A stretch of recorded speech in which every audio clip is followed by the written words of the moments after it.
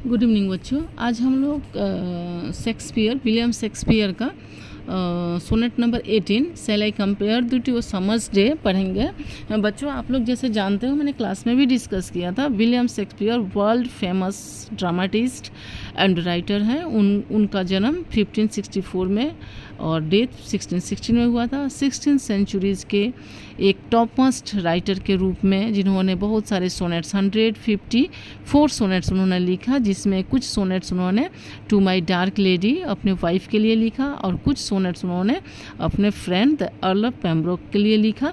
यहाँ जो हम लोग सोनेट नंबर 18 पढ़ने जा रहे हैं, वो शेक्सपियर ने अपने फ्रेंड अर्ल ऑफ पेम्ब्रोक के बर्थडे के ऊपर में एक गिफ्ट, उनके मन में ये चल रहा था कि मैं क्या ऐसा गिफ्ट दूं जो इमॉर्टल हो, क्योंकि ब्यूटी से भी ब्यूटी एंड कीमती से कीमती चीज़ भी इस दुनिया में एक ना एक दिन नष्ट हो जाता है। कुछ भी यहाँ पे हमेशा कायम नहीं रहता है।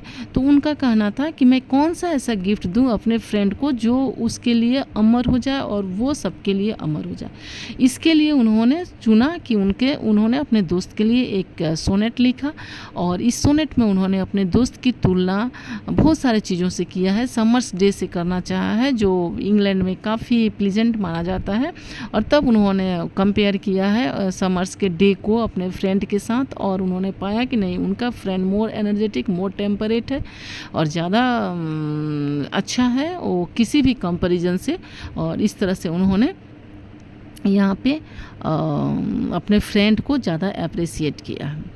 यहाँ पे जैसे आप जानते हो, सोनेट्स के 14 लाइंस होते हैं, जिसमें ऑक्टेव इंसिस्टेंट, यहाँ पे राइम्ड कॉपलेट भी है लास्ट में उनका। शेक्सपियरियन राइम स्कीम आप लोग जानते हो, A B C D E F and G. जो राइम्ड कॉपलेट होता है, कंक्लूडिंग कॉपलेट भी हम लोग कहते हैं, उसका जी होता है राइम स्कीम। तो यहाँ पे हमने देखा पैथेटिक फैलेसी है, giving animals and inanimate objects to human feelings उन्होंने दिया है।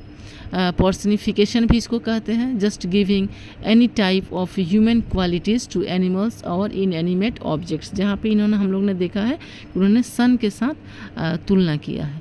The poem reflects the rhetorical tradition of an Italian और पेट्रार्कियन सोनेट्स। तो यहाँ पे हम देखते हैं कि ये जो एकदम टिपिकल जो सोनेट होता है, शेक्सपियर ने अपने राइम स्कीम से, उन्होंने पेट्रार्कियन राइम स्कीम को फॉलो नहीं किया है।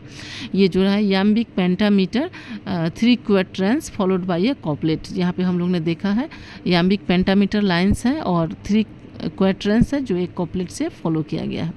लिटरेरी डिवाइस यहाँ पे क्या है, मेटाफोर है, पर्सोनिफिकेशन है, रिटोरिकल एंड रिटोरिकल क्वेश्चंस हैं, सिमिलीज भी है, पैथेटिक फैलेसी है। अच्छा, यहाँ पे फिर हम देखते हैं कि याम्बिक मेट्रिकल फूट है, तो ट्रोकी स्ट्रेस्ड सिलेबल। थीम क्या है, stability of love and its power to immortalise someone.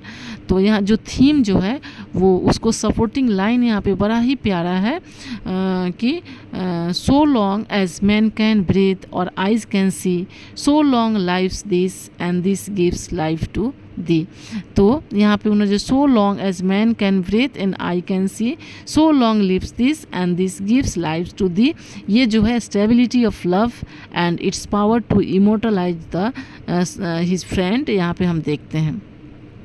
Rhetorical questions है, questions ask to create a dramatic effect or to make a point rather than to get an answer. यहाँ पे हम लोग देखते हैं कि ये जो सोनेट है वो क्वेश्चन आंसर के माध्यम से है। जैसे पहला लाइन ही है, shall I compare thee to a summer's day, क्या मैं तुम्हें समर्स डे के साथ तुम्हारी तुलना करूँ। तो यहाँ पे जो आंसर उन्होंने दिया है वो ये क्वेश्चन आंसर इस टाइप का नहीं है, बल्कि एक ज़्यादा ही ड्रामेटिक इफेक्ट को क्रिएट करने के लिए शेक्सपियरियन स्टाइल है, और उन्होंने अपने इस स्टाइल के साथ यहाँ पे इसको बड़े ही अच्छे तरीके से समझाया है।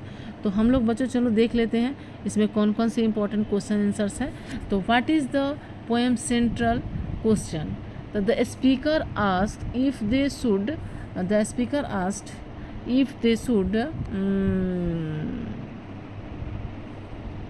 compare the beloved to a summer's day. What is the answer to the question? The speaker concludes that their beloved is even more lovely and temperate than a summer's day. काफ़ी better है उनका friend. What does the poem compare to beloved to? The poem compares the beloved to a summer's day, but also to the sun, and ultimate finds the beloved, and ultimate finds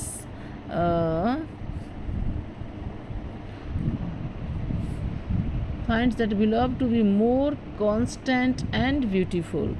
What are the characteristics of the summer's day? The poem describes a summer's day as hot, sunny, and sometimes too hot with rough winds.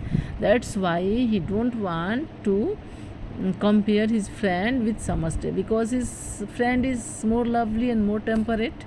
How does the beloved differ from summer's day? The beloved is more temperate, constant, and beautiful without a flaws of a summer's day. What is the poem's theme? The theme is the beauty and timelessness of beloved compared to the fleeting nature of summer's day. तो यहाँ पे हम देख रहे हैं और क्या है क्वेश्चन बच्चों, what literary device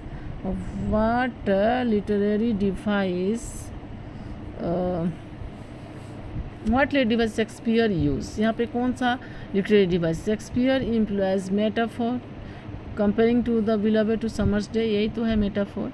सिमिली भी उन्होंने यूज़ किया है, और क्या यूज़ किया है? पर्सोनिफिकेशन, क्योंकि उन्होंने क्या किया है? सन को एक ह्यूमन के जैसा ट्रीट किया है. जब हम किसी एक ऐसे जीव को या निर्जीव को हम जब मनुष्य के साथ उसको मनुष्य के बातचीत के जैसा, बिहेवियर के जैसा जब उसमें दर्शाते हैं, उसको हम कहते हैं पर्सोनिफिकेशन.